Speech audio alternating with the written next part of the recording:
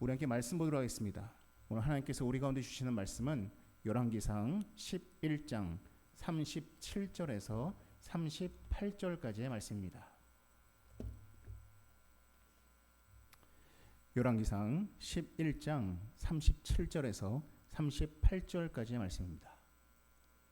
11장 37절에서 38절까지의 말씀 제가 읽겠습니다. 내가 너를 취하리니 너는 내 마음에 원하는 대로 다스려 이스라엘 위에 왕이 되되 내가 만일 내가 명령한 모든 일에 순종하고 내 길로 행하며 내 눈에 합당한 일을 하며 내 종 다윗이 행한 같이 내 율례와 명령을 지키면 내가 너와 함께 있어 내가 다윗을 위하여 세운 것 같이 너를 위하여 견고한 집을 세우고 이스라엘을 내게 주리라. 아멘. 예전 교회에서 청년부 사역할 때 일이었습니다. 토요일 날 새벽 기도의 설교를 마치고 제가 교육자실에서 일을 보던 중이었습니다. 이제 7시가 되고 이제 8시가 되었을 때였습니다. 8시쯤에 제가 앉아있는 그 사무실에 제 책상 위에 있던 전화기에 벨이 울리기 시작했습니다. 그래서 받으니까 그 교회 사찰 지사님이었습니다. 지사님 저한테 말씀하는 겁니다. 목사님, 청년부 담당 목사님을 찾으시는데 혹시 목사님 통화 가능하십니까? 라고 물어보는 겁니다. 그래서 제가 사찰 지사님께 내 집사님 연결해 주십시오 라고 말씀을 드렸습니다. 전화를 연결받았습니다. 어느 정도 연세가 있는 여자분의 목소리가 들리기 시작했습니다. 그분이 그런 겁니다. 목사님, 청년부 담당이시죠? 네, 맞습니다.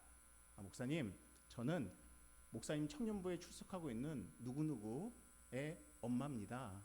걔가 제 아들입니다 라고 얘기를 하는 겁니다.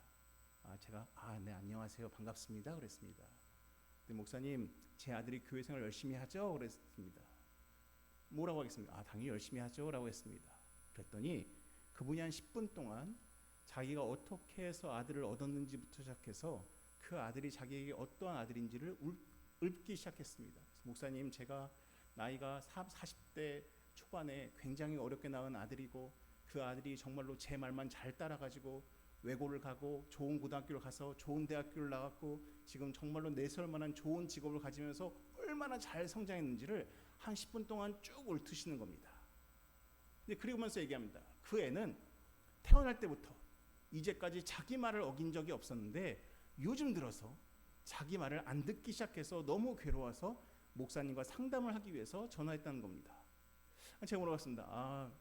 뭐 때문에 마음이 괴로우실까요? 그랬습니다. 그랬더니 제 아이가 그렇게 사람을 만나서 빨리 연애를 하고 빨리 결혼을 하라고 그러는데 당최 여자한테 관심이 없는 것 같답니다. 도대체 여자를 만나지 않고 결혼할 생각도 없어 보여서 참 마음이 괴롭다는 겁니다. 제가 순간 망설였습니다. 왜냐? 제가 그 교회에서 청년부 사역하는 동안 이 형제가 벌써 거쳐간 여자친구가 3명입니다.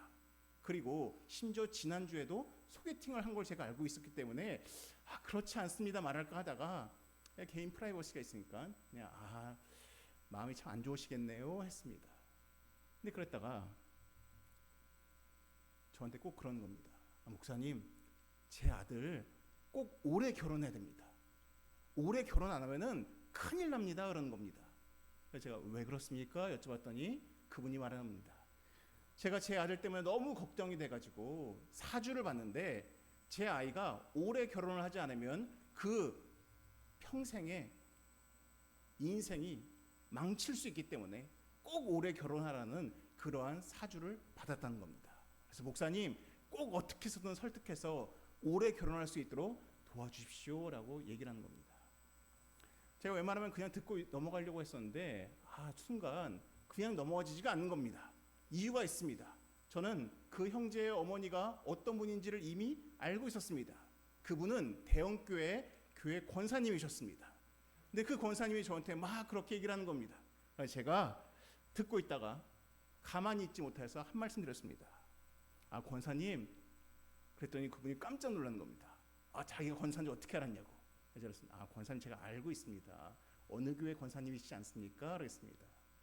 네, 권사님, 제가 다른 건 몰라도 사주에 맞춰서 결혼을 꼭 시켜야 된다는 말씀은 제가 좀 받아들이기가 힘들 것 같습니다. 다른 건 제가 다 그 어머니의 심정으로 제가 이해는 해드릴 수 있는데 사주 때문에 꼭 올해 결혼 안 하면 인생이 망한다라는 그 말씀은 제가 받아들이기가 어려울 것 같습니다. 권사님 대신에 제가 그 형제한테 좋은 자매 잘 만나보라고 제가 권면을 하겠습니다 라고 하고 전화를 끊었습니다. 그 다음날이 됐습니다. 그 형제가 저를 찾아왔습니다. 그런데 저보고 목사님 혹시 저희 어머니가 전화하지 않았습니까? 그런 겁니다. 전화했다는 겁니다. 했다고 말씀드렸습니다. 그랬더니 그 형제가 막 불평을 하면서 집에 갔더니 자기 어머니가 아니 아무리 목사여도 사주팔자 믿을 수 있는 거지 어떻게 사주팔자에 대해서 그렇게 학을 떼냐고 그러면서 자기한테 이야기를 했다는 겁니다. 제가 이 이야기를 전해드린 이유가 있습니다. 이 권사님에게는 두 개의 우상이 존재합니다. 첫째는 자기 아들이고 둘째는 사주팔자입니다. 언뜻 생각하면은 왜 두 개가 우상이지라는 생각이 드실 수 있습니다. 왜냐면 보통 우리가 우상이라고 하면은 뭐 금송아지나 아니면 어떠한 돈이나 이런 것들을 우리가 우상이라고 생각하기 쉬운데 제가 이 권사님과 통화를 해보니 이 권사님에게는 우상이 두 가지였습니다. 성경을 보게 되면은 성경에서 우상을 이야기할 때 우상에 대해서 내리는 두 가지 정의가 있습니다. 그럼 이거는 여러분들의 신앙생활 하시면서 꼭 기억해 두시면 좋을 것 같습니다. 여러분 꼭 금송아지가 우상이 아닙니다. 우상엔 두 종류가 있습니다. 첫 번째는 인생에 있어서 목적 자체가 되는 것이 우상일 수 있습니다. 우상 자체가 자기 인생의 목적이 되는 것입니다. 때론 그것이 돈일 수 있습니다. 때론 그것이 사람일 수 있습니다. 때론 그것이 명예일 수도 있고 때론 그것이 나의 직장일 수 있습니다. 때론 그것이 부동산일 수도 있고 때론 그것이 내가 원하는 어떠한 이상형일 수도 있습니다. 이처럼 우상은 때로는 우리가 원하는 목표 혹은 목적지의 모습을 갖추는 것이 우상이 될 수가 있습니다. 두 번째로 우상은 내가 원하는 목적을 이루기 위한 수단이 우상이 될 때가 있습니다. 여러분 이스라엘 백성들을 생각해 보십시오. 이스라엘 백성들은 애굽에 있다가 광야로 탈출하여서 가나안에 들어가게 되었습니다. 근데 가나안에 들어가게 된 사람들은 광야에서 태어난 사람들이었습니다. 그들은 어떻게 농사를 지을지 전혀 지식이 없던 사람이었습니다. 더욱이 그들은 광야에서 하늘에서 떨어지는 만나만 먹고 살았던 사람이었습니다. 근데 그 사람들이 광야로 딱 들어가는 순간 하늘에서 내리던 그들의 양식이었던 만나가 더 이상 내리지 않았습니다. 이제 농사를 지어서 추수를 해야 먹고 살 수가 있었습니다. 근데 그들은 농사에 경험이 없었습니다. 또한 농사를 짓기 위해서는 그 땅의 기후와 그 땅의 토양을 잘 알아야 농사를 잘 지을 수가 있습니다. 근데 그들은 가나안 땅을 경험해 본 적도 없었습니다. 두려움만 가득하였고 선 지식도 없었습니다. 그러다 보니 먹고는 살아야 되는데 농사를 지을 수 있는 방법을 모르는 상태에서 그들은 한 우상을 택하게 됩니다. 그게 바로 바알 신이었습니다. 왜냐 바알은 하늘의 바람과 비와 폭풍과 풍요를 관장하는 신이었기 때문에 그들이 이 바알이라는 우상을 통해서 그들이 원하는 농산물과 풍요를 얻을 수 있다라고 생각했던 것이었습니다. 바알 자체가 목적이 아니라 그들이 원하는 풍요의 목적을 이루기 위한 바알은 수단이 되는 우상이었습니다. 이처럼 우리에게 우상은 때로는 우리의 인생 자체의 목표가 될 수도 있고 때로는 그 목표를 얻기 위한 수단이 우리의 우상일 수가 있습니다. 그 권사님에게는 죄송하지만은 아들이 우상입니다. 제가 자세히는 말씀 못 드리겠지만은 그분은 아들을 위해서 굉장히 많은 것들을 지불하고 헌신하고 거의 인생 자체가 거기에 목을 매달았습니다. 그러다 보니 어떠한 욕심이 생긴지 아십니까? 그 모든 아들의 인생을 통제하고 싶은 욕심이 생기는 것입니다. 어떠한 무언가가 나의 우상인지 아닌지를 점검해 볼 수 있는 좋은 기준은 내가 그것에 대해서 완전한 통제력을 상실하고 싶지 않은 마음이 내 마음에 가득한지를 살펴보면 굉장히 쉽습니다. 그 어머니는 그 아들에 대한 통제력을 전혀 상실하고 싶지가 않았습니다. 모든 걸 내가 원하는 때 내가 원하는 방식으로 그 아들을 통제하고 싶은 마음이 가득한 것이었습니다. 그분에게 또 다른 우상이 있습니다. 바로 사주입니다. 그 사주는 그분에게는 수단이었습니다. 그 아들의 인생을 통제하기 위해서뿐만 아니라 때론 자기의 남편의 인생, 내 스스로의 인생을 통제하는 데 있어서 그분은 그 사주라는 것을 통해서 자신의 목적을 이루고 있던 것입니다. 이처럼 우상은 그 사람의 목적이 되기도 하고 때로는 목적을 이루기 위한 수단이 될 수도 있는 것입니다. 이 우상에 대해서 하나님은 우리에게 십계명에서 두 가지 메시지로 분명히 말씀하셨습니다. 첫 번째가 무엇입니까? 너는 나 외에는 다른 신을 내게 두지 말라라고 하셨습니다. 두 번째가 무엇입니까? 우상을 만들지 말라라고 하셨습니다. 성경은 이처럼 하나님이 아닌 다른 존재를 섬기는 것, 혹은 무언가를 나의 우상으로 만드는 것에 대해서 굉장히 엄하게 꾸짖고 경계하고 계십니다. 그렇다면 왜 하나님은 그토록 우리에게 우상을 경계하라고 하시겠습니까? 왜 우리에게 우상이 유익하지가 않겠습니까? 그 내용을 바로 오늘 한 사람을 통해서 살펴보고자 합니다. 바로 그 주인공은 여로보암입니다.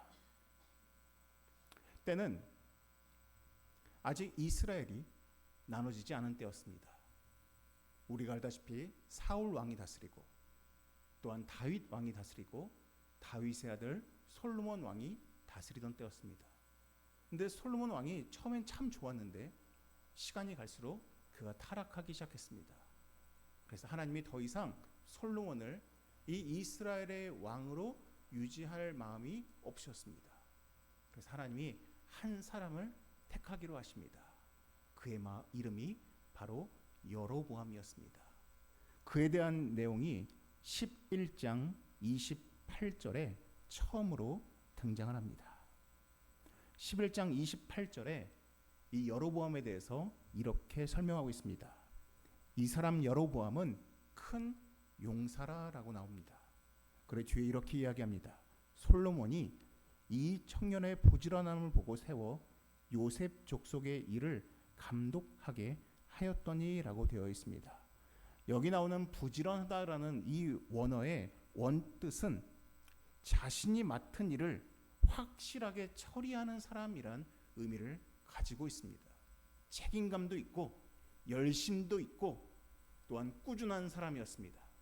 그래서 이때 이미 솔로몬 왕이 이 여로보암이라는 사람을 어떠한 공사장의 감독으로 이미 세웠던 정말로 지도자감을 갖추고 있는 사람이 바로 여로보암이었습니다. 하나님께서 이 사람을 마음에 들어 하신 것 같습니다. 그래서 하나님이 한 선지자를 여로보암에게 보내십니다. 그 선지자의 이름이 바로 아히야였습니다. 선지자 아히야가 여로보암을 찾아옵니다. 그리고 한 가지를 이야기합니다. 30절에 보시면 아히야가 자기가 입고 있던 옷을 12조각을 냅니다. 그리고 31절에 이렇게 이야기합니다. 여로보암에게 이르되 너는 10조각을 가지라.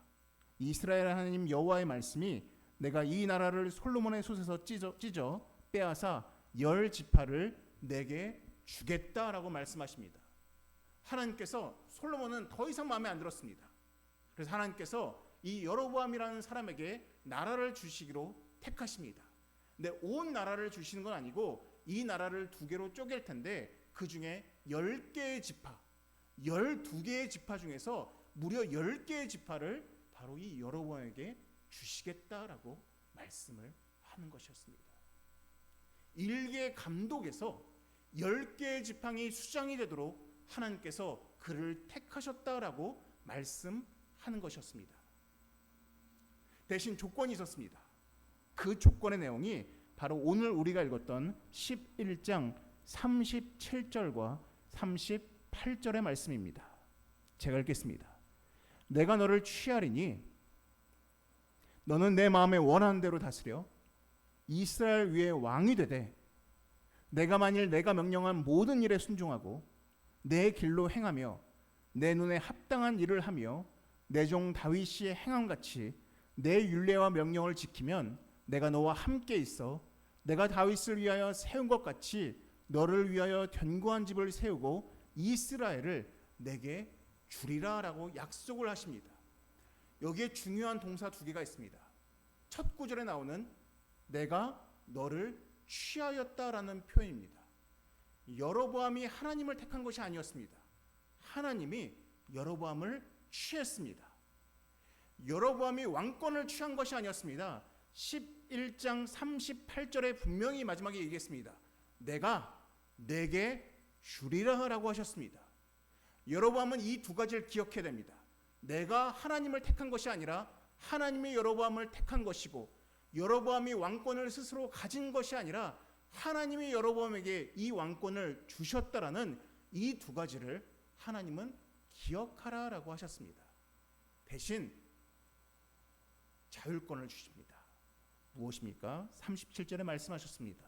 너는 내 마음에 원하는 대로 해라라고 이야기합니다.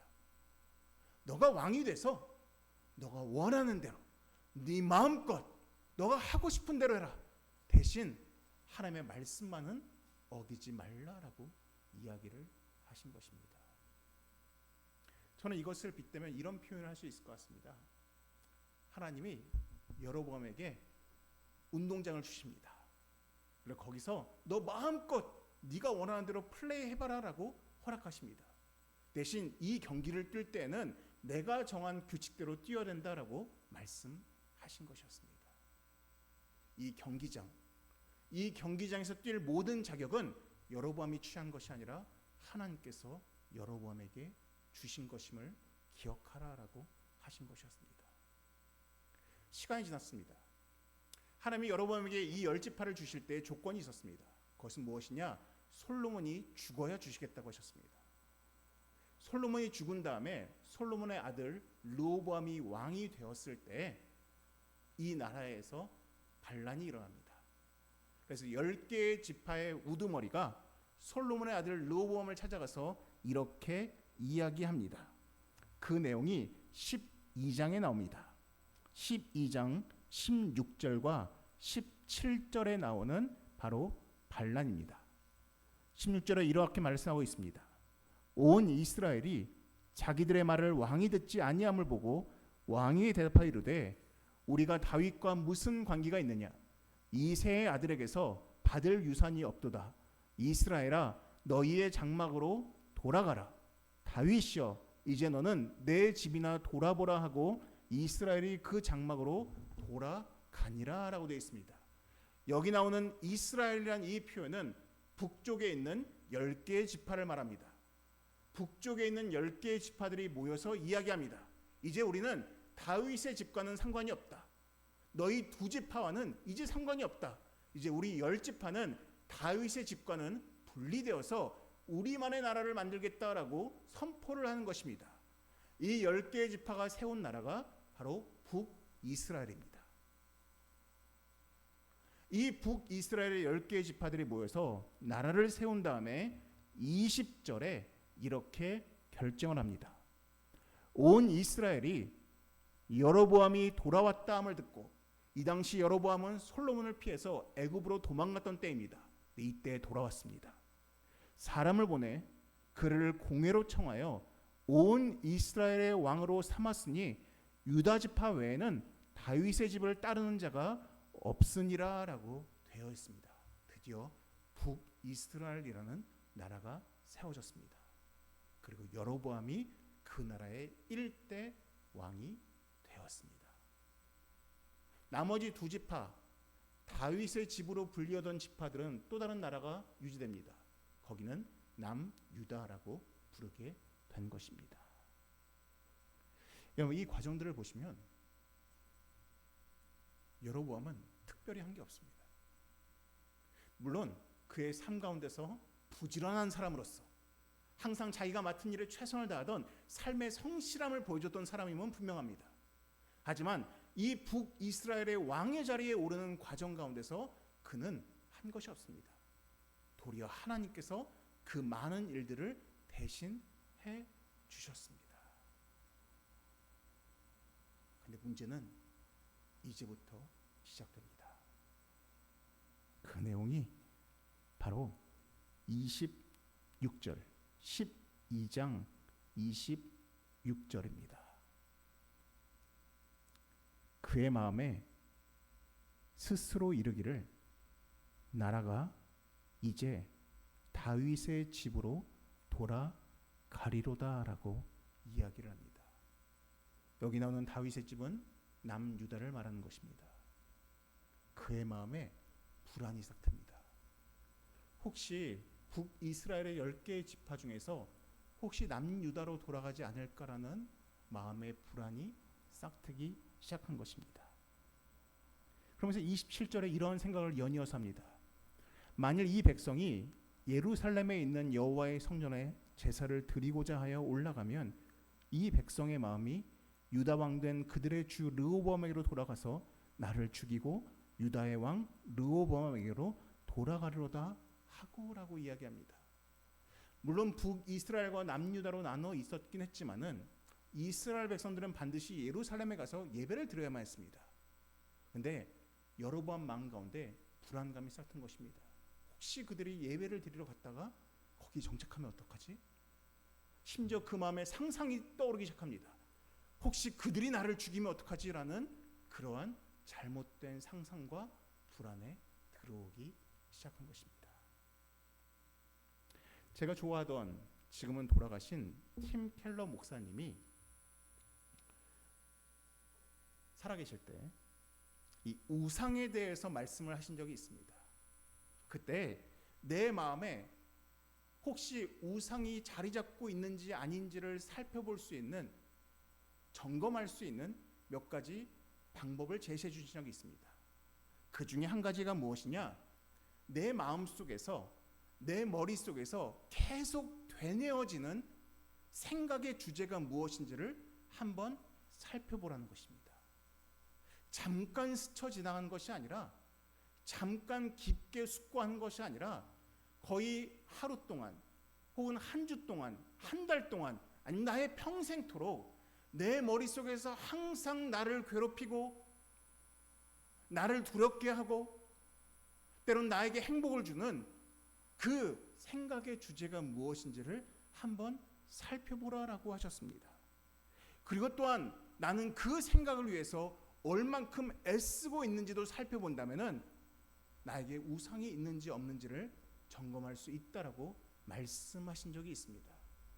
여러분, 이 여로보암 26절에 보시면은 그의 마음에 스스로 이르기를 이라는 이 표현은 그의 마음속에 그가 얼마나 되뇌이고 고심하고 그의 마음을 괴롭혔는지를 표현하는 히브리어입니다.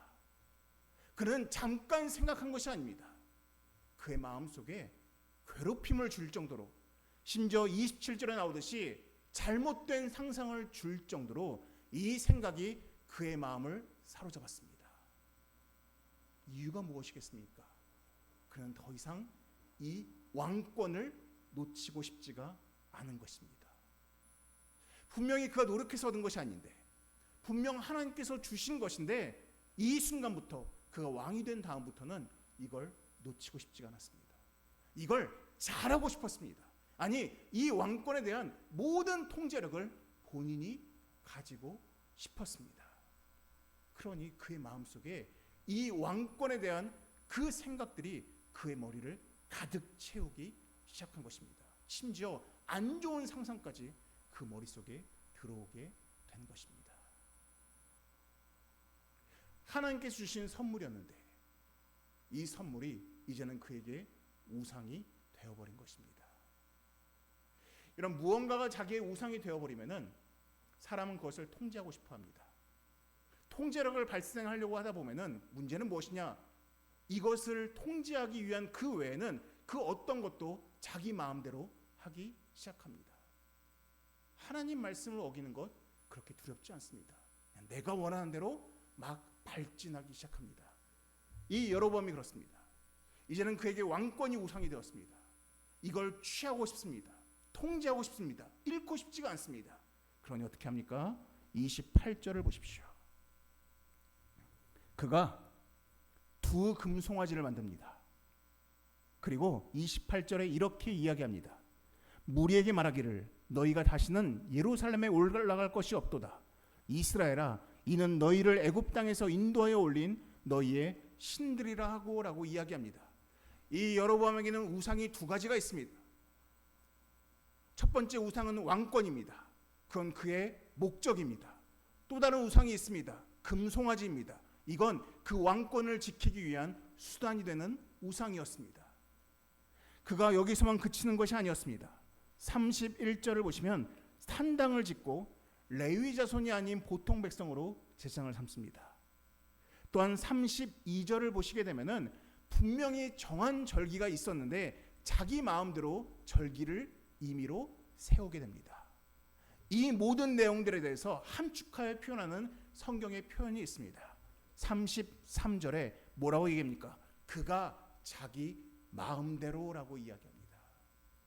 분명히 하나님께서 그에게 왕권을 주실 때 너는 내가 정한 율례를 벗어나지 말라라고 하셨는데 그의 마음속에 왕권이 우상으로 자리 잡은 순간 그는 하나님의 율례가 아니라 자기 마음대로 자기가 원하는 곳에서 자기가 원하는 때 자기가 원하는 방식으로 하나님을 섬기라고 이야기하고 있는 것입니다. 이것이 바로 그 마음속에 무언가가 우상이 되었을 때 들어올 수 있는 잘못된 폐해들입니다. 하나님이 주셨다는 사실을 망각해버리고 자신이 그것을 마음대로 통제하기 위해서 자기 마음대로 행하지만 결국 통제하지 못하고 도리어 그것들에 의해서 휘둘리는 이 여로보암의 모습이 흡사 우상에 빠진 대표적 모습이라는 것입니다. 제가 여기에 대해서 나눠드릴 수 있는 이유가 있습니다. 저에게 좋은 간증이 있습니다. 제가 2주 전에도 말씀을 드린 것이었지만은 사실 제가 목회를 하면서 제가 이중직이라는 것에 대해서 생각을 해본 적이 없습니다. 그러니까 이중직이라 하면 목회를 하면서 부족한 수입을 다른 직업을 가지고 이렇게 채우는 것을 이중직이라고 이야기를 합니다. 근데 제가 예전에 아시는 분들은 아시겠지만은 쿠팡을 통해서 약간의 수입을 번 적이 있습니다. 근데 제가 그때 나눴던 기억을 하십니까? 그때 제가 이런 말을 했습니다. 제가 목회에 전념하지 않고 도리어 이 쿠팡이라는 것에 너무 빠져 있다 보니까 하나님께서 나를 끊게 하신 것 같다라고 제가 그때 그런 고백을 한 적이 있습니다. 제가 그 이후로 크게 고민하지 않다가 얼마 전까지도 제가 부수입을 위해서 무엇을 할까라고 심각하게 고민을 했던 적이 있습니다. 내가 다른 방식으로 어떠한 수입을 바꿀까라는 생각을 하게 됐던 것입니다. 특히 교회 재정이 어려우니까 더 그런 생각을 많이 하게 되었습니다. 근데 2주 전에 나눠드린 것처럼 어떠한 분이 우리 교회에 큰 헌금을 하시기 바로 전날이었습니다. 제가 마음에 결정한 게 있습니다. 제가 기도한 게 있습니다. 제가 이런 얘기를 했습니다. 나는 더 이상 그 부수입을 버는 것에 내 마음을 빼앗기지 않겠다. 내가 하나님을 전적으로 의지해야겠다라는 마음을 고백을 했습니다. 그리고 부수입을 찾기 위해서 굉장히 애쓰고 노력하고 심지어는 목회에 좀 방해가 될 정도의 지금 그러한 노력들을 제가 내려놓기로 결정을 하였습니다. 근데 그 다음날 그러한 재정의 공급을 받게 된 것이었습니다. 제가 그러고 나서 깨달은 게 있습니다. 뭐냐? 하나님께서는 내가 두 마음 품는 걸 싫어하시는구나. 내가 목회에 더 전념하고 재정이 부족하면 재정에 맞춰 사는 것을 나에게 원하시는구나라는 것을 제가 깨닫게 되었습니다. 하나님은 제 마음속에 조금이라도 재정이 제 마음속에 우상으로 자리 잡는 것을 저에게 허용치 않으셨음을 제가 느끼게 된 것이었습니다. 도리어 그 우상의 마음을 버리니 하나님께서 주셨다는 것을 또한 제가 경험하게 된 것이었습니다. 저는 이 여로보암이 너무 안타깝습니다. 이 여로보암이 내가 가지고 있는 이 왕권이 내가 취한 것이 아니라 하나님께서 주셨음을 기억하고 있더라면, 고백하였더라면 결코 그 마음속에 괴로운 생각이 들어오지도 않고 그걸 통제하려 애쓰지도 않고 또 다른 금송아지와 같은 우상을 만들지 않았을 것입니다. 근데 그는 하나님께서 나에게 주셨다라는 그 고백을 상실해버렸습니다. 그것을 인생의 목표로 삼게 된 것입니다. 그 순간 하나님께서 여로보암을 버리셨습니다. 하나님께서 여로보암을 버리셨습니다. 그러자 여로보암 마음에 안타까운 마음이 들었습니다. 그래서 자신에게 옷 10조각을 찢어준 그 아이야 선지자를 만나가서 좀 도움을 청하고 싶은 마음이 있었습니다. 근데 본인도 부끄러웠던지 자기 아내를 대신 아이야 선지자에게 보내어서 부탁을 하려고 했습니다. 그래서 여로보암의 아내가 여로보암 대신에 아이야 선지자를 만나러 갔습니다. 그 내용이 14장 7절에 나옵니다. 14장 7절. 그 여로보암의 아내의 발자국 소리를 듣자마자 아이야 선지자가 그 아내에게 이렇게 전달하라라고 이야기를 합니다. 7절부터 9절까지의 말씀입니다. 가서 여로보암에게 말하라. 이스라엘 하나님 여호와의 말씀이 내가 너를 백성 중에서 드러내 내 백성 이스라엘의 주권자가 되게 하고 나라를 다윗의 집에서 찢어내어 내게 주었거늘 너는 내 종 다윗이 내 명령을 지켜 전심으로 나를 따르며 나 보기에 정직한 일만 행하였음과 같지 아니하고 내 이전 사람들보다도 더 악을 행하고 너를 위하여 다른 신을 만들며 우상을 부어 만들어 나를 노엽게 하고 나를 내 등 뒤에 버렸도다라고 꾸짖고 있는 것입니다. 아이야가 말하는 것이 무엇입니까? 8절에 분명히 얘기합니다. 내가 내게 주었다라고 얘기했습니다. 여러분, 우리가 이것만 잘 기억해도 우리 마음속에 우상을 둘 수가 없습니다. 내가 취하는 이 많은 것들, 내가 숨쉬고 있는 이 생명, 내 모든 주변의 관계들, 또한 내가 일하는 모든 직장들이 하나님께서 나에게 허락하셨다는 사실을 고백하고 믿고 따르면 때론 마음에 불안이 올 수도 있고 두려움이 올 수도 있지만은 결코 그것이 내 마음의 주인으로 자리 잡을 수 없습니다. 왜냐? 주신 분이 하나님이심을 기억하기 때문입니다.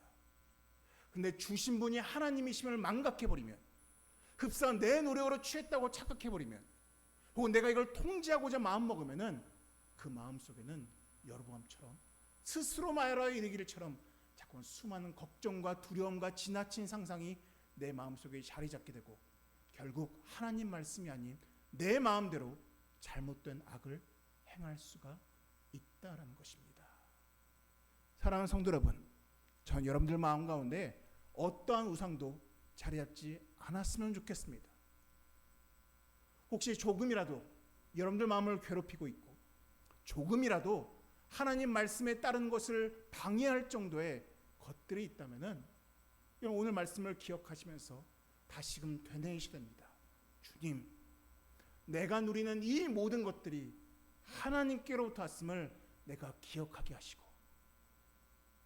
내가 주 뜻대로 살게 하여 주시옵소서라고 기도하는 마음으로 하루하루를 살아갈 수 있는 주의 백성들 되시기를 주님의 이름으로 축원합니다. 기도하시겠습니다.